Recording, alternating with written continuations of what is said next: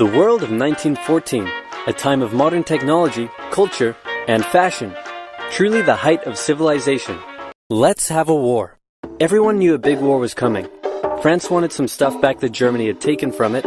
Germany wanted to take more of everyone's stuff, and they were building a big sexy navy that was making the British uncomfortable.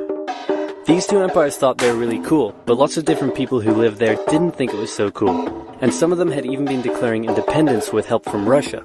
Everyone was talking about each other behind each other's backs, throwing the fact that military technology had come a long way since the last major war, and suddenly everyone was pretty eager to beat each other up. In this area of Austria-Hungary lived some Serbs and Bosnians who hated living in Austria-Hungary. So the Austro-Hungarian Archduke Franz Ferdinand goes there for a nice drive in an open-top car with his car's route published in advance.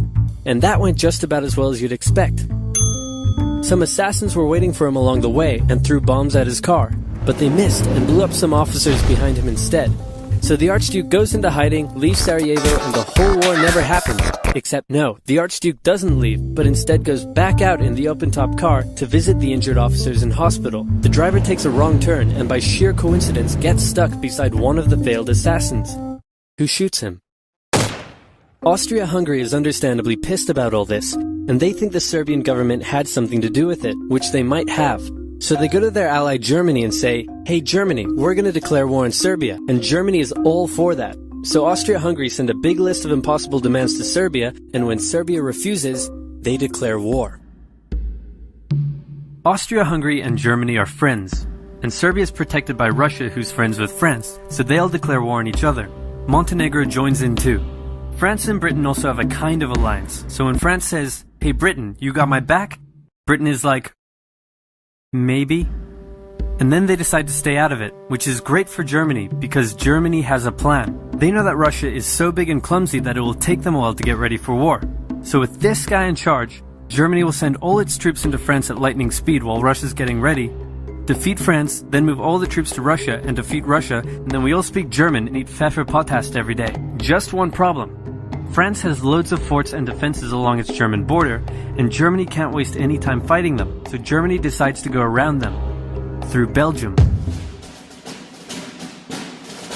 Belgium is neutral, but Germany wants to march 750,000 troops through it to get around France's defenses. They're hoping Belgium will just kind of sit down and shut up, but they don't. They fight back, and they're pretty good too, so they slow the Germans down. What's worse is that Britain shows up, and they're pretty pissed that Germany's invading neutral countries. So now Britain declares war on Germany. So Germany push on through Belgium and commit some atrocities along the way. They also wear spikes and sometimes skulls on the uniform. So if you're trying to not look like the bad guys, good job. The Allies have a propaganda extravaganza, and this starts having an influence around the world, notably in America.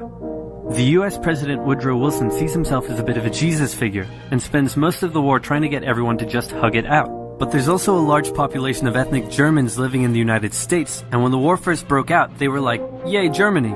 But now that they're committing atrocities in Belgium, they're less enthusiastic. Let's play Spot the French Soldier.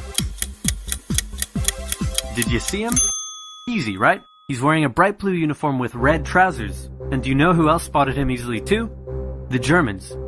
So when the French were slowly marching in columns through the countryside, the Germans easily tore them to shreds with their giant guns. All the nations involved in this war went in with an old-school war mentality, and all of them had to update their uniforms and tactics a lot during the Great War. Because this war was going to be like nothing anyone had ever seen before. Russia's ready for war, and way earlier than expected. Hey Austria-Hungary, can you get on top of that? Oh yeah, sure, we've got this. Nope. So Germany has to send some troops back to the east to defend against the Russians.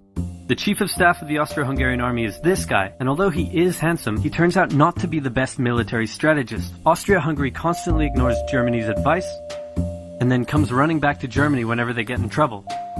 Austria-Hungary even gets its ass kicked by tiny Serbia, who repels all their invasion attempts at the start of the war. It's better news for Germany in the north though, where they almost completely wipe out the Russian Second Army. Back on the Western Front, the Germans continue advancing and are in sight of Paris. At this point, anyone would be forgiven for thinking the Germans were going to get that quick victory after all, but then things start to go wrong. The French commander-in-chief knew something had to be done, and he ordered his armies to stop retreating. In the resulting battle, a gap opened up in the German lines. If a gap opens up, the enemy can use it to flank you from the side and behind, so the German armies have to retreat. The Allies launch a counterattack, so the Germans dig into defensive positions. The Allies do the same. Then both sides move north, trying to outflank each other along the way.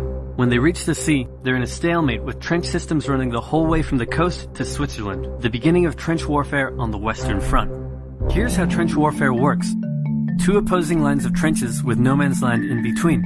One side would pummel the other with hundreds of thousands of artillery shells, sometimes for days at a time. This had a huge psychological effect on the soldiers, leaving many shell-shocked. Then, the attacking troops would leave their trenches and rush across no man's land, a muddy wet mass of shell craters and barbed wire. The defending trench would unleash machine gun fire on the attackers, inflicting thousands of casualties. The attackers would send wave after wave until either they gave up or the opposing trench was finally overrun. There would be months of fighting and the deaths of thousands in order to gain a few meters or kilometers of land. Living in the trenches was hard work too. Corpses, mud that could swallow you whole, pools of poisonous water, rats, disease, the smell. It's insane that millions of soldiers put up with these conditions and commanders ordered them to do so for years.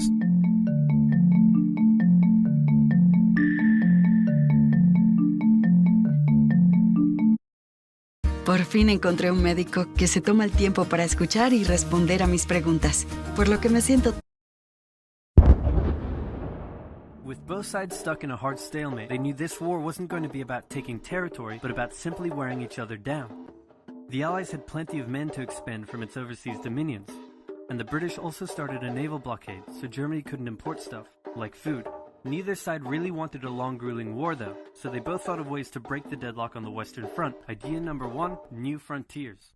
When the war first broke out, Australia was quick to take German New Guinea. The Allies also quickly jumped on Germany's colonies in Africa, and particularly in German East Africa, locals were enlisted as soldiers and carriers by both sides, leading to a tragic loss of life for the native Africans. Some new combatants entered the war as well. The Allies' new friends were Italy and Japan. Japan was busy building itself an empire, so it was more than happy to take away German islands and colonies in East Asia. Italy actually had an alliance with Germany and Austria-Hungary before the war, but after some tense relations, and then the Allies promising to give them some of Austria-Hungary's stuff, they switched sides. Italy opened up a front in the mountains here, but like everyone else, they were stuck in stalemate for most of the war. The Central Powers' new friend was a struggling empire in the Middle East. The Ottomans were divided on whether to actually join the war or not, since they had been exhausted by the recent Balkan Wars. Some of the politicians who did want to join went off on their own and fired some shells at Russia, and then came back and said, "Whoops, looks like we're at war now." The Ottoman entry into the war was of particular concern to the British, since the Middle East was full of oil, and Britain wanted all of that oil. First, the Ottomans tried to attack Russia in the Caucasus Mountains, but they weren't prepared for the cold, and many of them froze to death. Then they crossed miles of desert to take the Suez Canal from the British, but that failed too. Then the Allies tried to take the Dardanelles at Gallipoli in a long and hard trench warfare campaign, but that also failed. The Ottomans blamed their initial losses on the ethnic Armenians living within Ottoman territory, and the resulting Armenian genocide led to the deaths of 1.5 million people. Then the Germans sent spies into Afghanistan to try to convince the Arab tribes there to rise up in jihad against the British and attack India. But that plan failed, partly because the spies got bored, brewed their own alcohol, and got drunk, which is a bad thing to do in Afghanistan. All these new frontiers hadn't done much to change the war. Aware that the Allies had more men and supplies than them, the Germans knew they had to do something to break the stalemate. Before the war, there was a big conference that set out the rules of modern warfare. No chemical weapons, no killing civilians. Basically, don't be jerks. The Germans held a meeting and decided to be jerks. Zeppelin air raids commenced over British cities. They also started attacking the Allied trenches with chlorine gas, and they used submarines to sink civilian ships.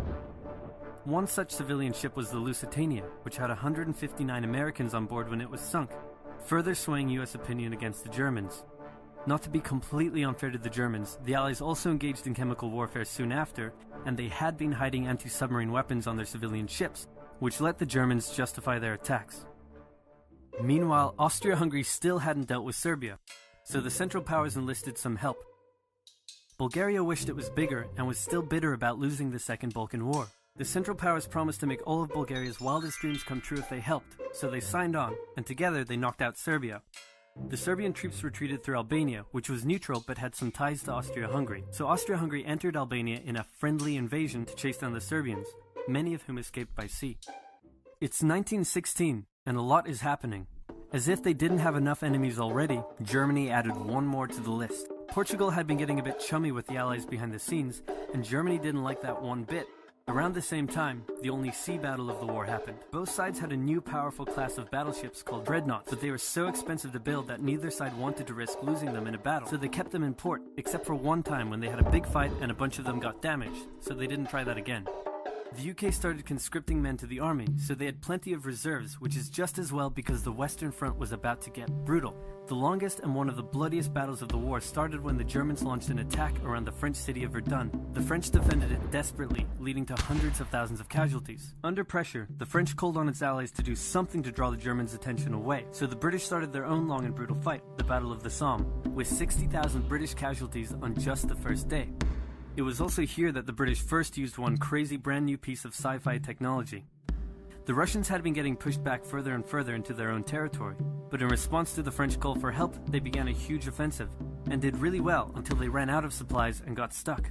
Seeing how well the Russians had been doing, Romania decided now would be a great time to jump in and win the war, and then they got pounded.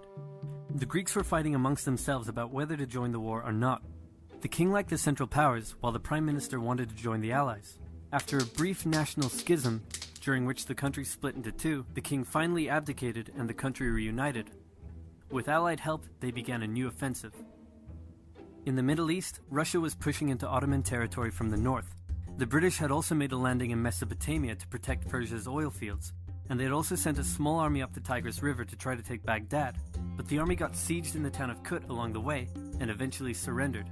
A new offensive was launched from the south with all-out desert warfare. The offensive was aided by one famous British officer, better known as Lawrence of Arabia, who helped lead the Arab tribes in a revolt that wreaked havoc on the Ottoman supply lines. By the time 1917 rolled around, everyone was exhausted. There were mutinies in the French army, the German populace was starving, and the war had drained all of Russia's supplies. There was no clear winner, and it was still anyone's war. The only question now was, who was going to break first?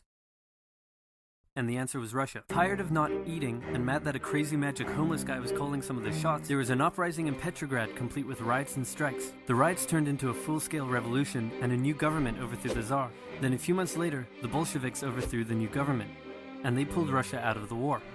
This was great news for Germany, who now only had to focus on the Western Front. But there was still one problem. The pesky United States of America was looking increasingly like it was going to join the war.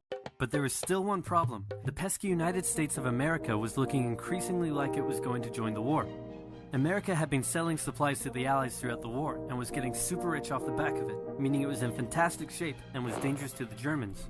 So Germany sent a telegram to Mexico saying, "Wouldn't it be crazy cool if you guys attacked America?" But the British intercepted the message, showed it to the Americans, and that was the final straw. American troops began shipping out to Europe. This was terrible news for Germany, and they knew their only hope now was to force France and the UK to surrender before the fresh American troops arrived. It was now or never, so they started one final attack. They converged their troops and hit hard at the Somme and pushed the Allies back. They hit a second time further north, then again and again. With each hit, the Germans were spending more and more resources, while the Allies were getting better and better at repelling their attacks. By the fifth punch, the Allies held the line and even pushed back. With American troops now arriving in larger numbers, the Allies launched a counterattack, and that was it. The Central Powers were being pushed back on all fronts. Bulgaria collapsed first, followed by the Ottoman Empire, then Austria-Hungary, and finally on November 11, 1918, at 11 o'clock, Germany surrendered. At the peace treaty, Germany was forced to reduce its military, accept war guilt, and pay the bill for the war. After indescribable suffering and millions dead, the world learnt its lesson and never had such an awful war again.